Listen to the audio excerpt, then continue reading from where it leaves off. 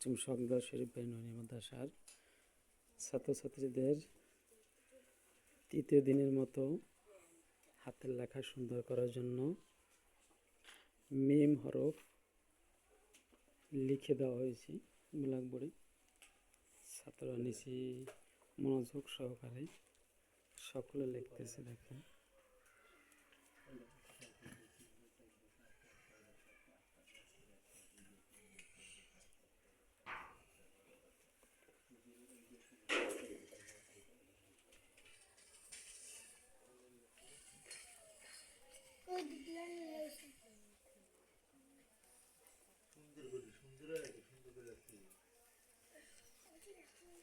আবার নাই, আবার দুইটা দিবেন, আবার আনছেন।